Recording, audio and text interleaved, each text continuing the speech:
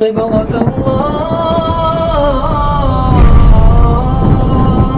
ومن أحسن من الله صبغة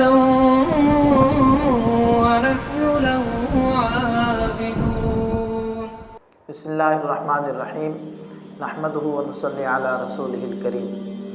بچے کی پیدائش کے بعد اس کا نام رکھنا یہ بھی ایک بڑا کٹھن اور مشکل مرحلہ ہے. بچے کا نام اسی دن بھی رکھا جا سکتا ہے اور 7ویں دن بھی رکھا جا سکتا ہے.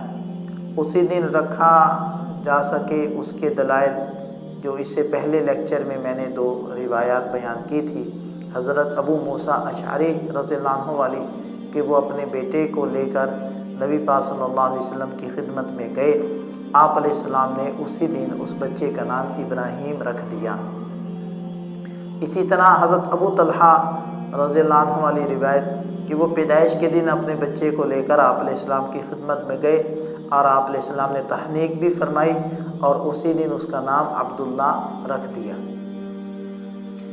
7ویں دن کی روایت بھی آتی ہے. حضرت سمرہ رضی اللہ عنہ کی روایت ہے کہ نبی پاک صلی اللہ علیہ وسلم نے ارشاد فرمایا کہ بچے کی پیدائش کے 7ویں دن اس کا عقیقہ کیا جائے، اس لیے کہ بچہ اپنے عقیقے کے بدلے میں گروی ہوتا ہے.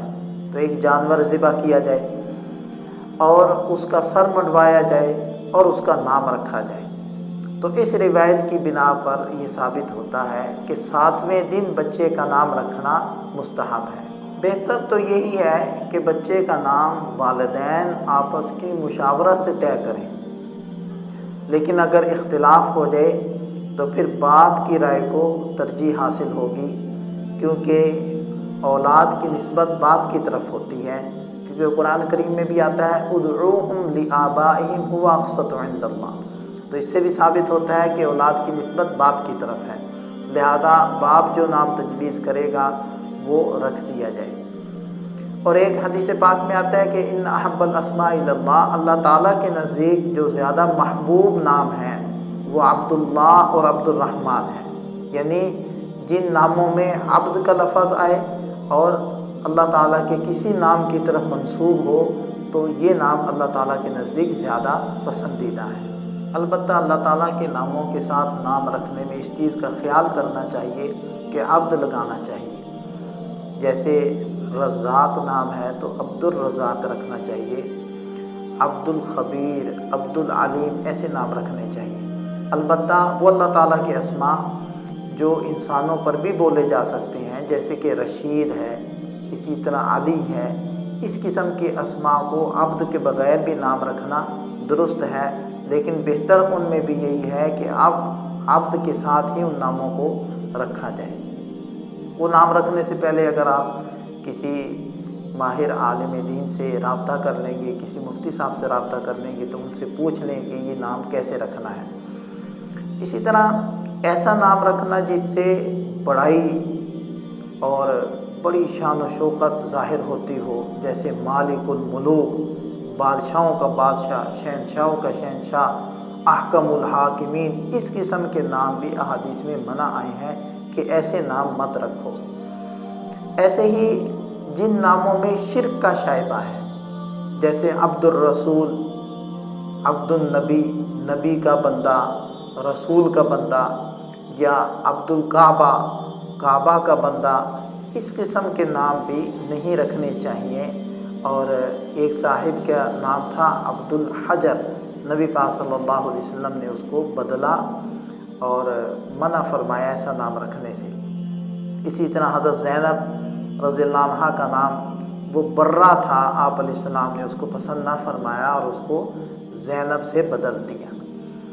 تو انبیاء کرام کے ناموں پر نام رکھے جائیں یا ایسے الفاظ جو عربی ہوں اور ان کا معنی مفہوم اچھا ہو وہ نام رکھے جائیں. صحابہ کرام کے ناموں پر نام رکھیں. اگر کسی بچے کا نام کوئی ایسا لفظ رکھ دیا جو بہتر نہیں، جس کا معنی مناسب نہیں، تو اس کو بدل دینا چاہیے. نبی پاک صلی اللہ علیہ وسلم ناموں کو بدل دیتے تھے.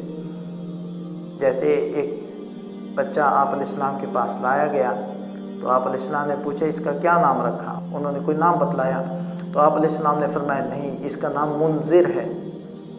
اسی طرح حضرت عمر رضی اللہ عنہ کی ہمشیرہ، ان کا نام عاصیہ تھا، عین سے، عین صاد سے، عاصیہ کا معنی نافرمان۔